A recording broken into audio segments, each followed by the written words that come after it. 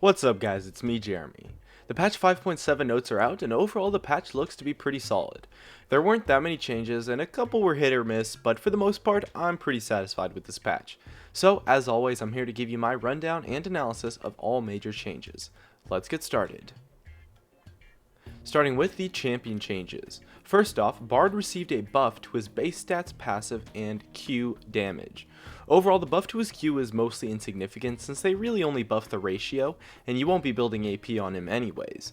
But the buff to the passive is quite nice, and in combo with the buff to his base attack damage and armor, it's actually pretty significant to his laning power. His auto attack harass should be reasonably improved, and so overall his laning phase is better. I still don't think it's enough for him to be played at the competitive level though, since he does suffer in a lot of areas and has quite a few major problems, but I could be wrong, so we'll see. Blitzcrank's W now provides a much larger movement speed boost on cast that decays over time, but then it slows him by 30% when his W runs out. Now, at first I actually thought this was a really cool change, but then I realized that this is actually a really big nerf. And the reason for this is adding an element to a kit that punishes itself is honestly a really disappointing change. Like, the fact that the W is on cooldown should be enough punishment for him wasting his W. But this extra slow is really significant and it makes Blitzcrank a lot more vulnerable. Sure, it might be easier to go for those crazy flashy plays, but in the long haul it makes his kit a lot easier to punish, since if he ever wastes his W at any point, and you reasonably will multiple times throughout every single game, you can just go for him and punish him really hard because it slows himself now. Darius's ultimate now refunds mana on kill, and at rank 3 refunds the cooldown completely. This change is actually really awesome, since with the buffs in previous patches, I think this is actually enough for him to be played at the competitive level. His current major problem of mana costs is really the only thing holding him back, and so with this, he should be good to go and becomes quite a bit stronger overall.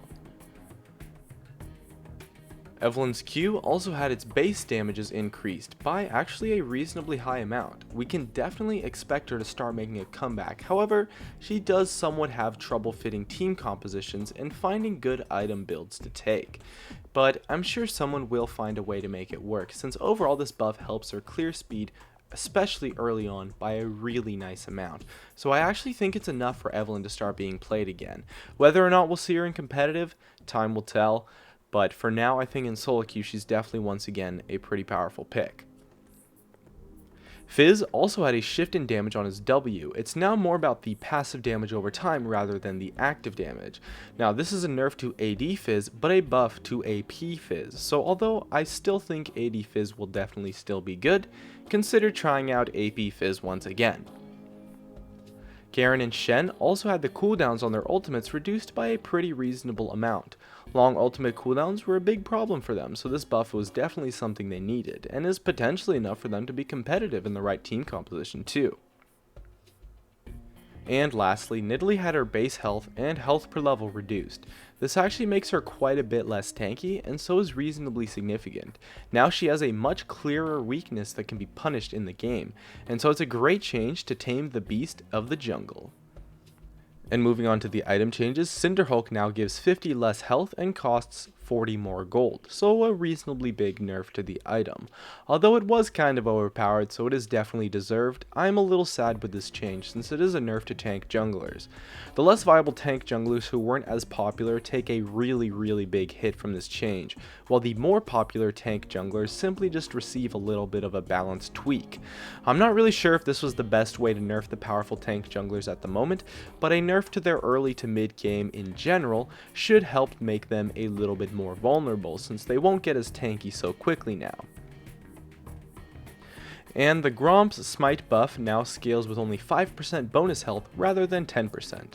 Similar to the Ciderhulk changes, it's a nerf to tank junglers, however this change is a lot less significant, since it would usually take a reasonable amount of time to get a lot of bonus health to where it actually mattered anyways, to where by the time that you got enough bonus health, the extra damage from the Gromp buff didn't actually matter. And that actually wraps it up. It was a pretty short patch. Any change that I didn't cover in this video was considered to be minor and insignificant. My name is Jeremy, and that's it for my video on patch 5.7. Hey guys, it's me, Jeremy. Thanks for watching my video. If you enjoyed it, definitely make sure to hit that like button so I can tell, and if you're interested, definitely check me out on all the socials, of which you can see over there.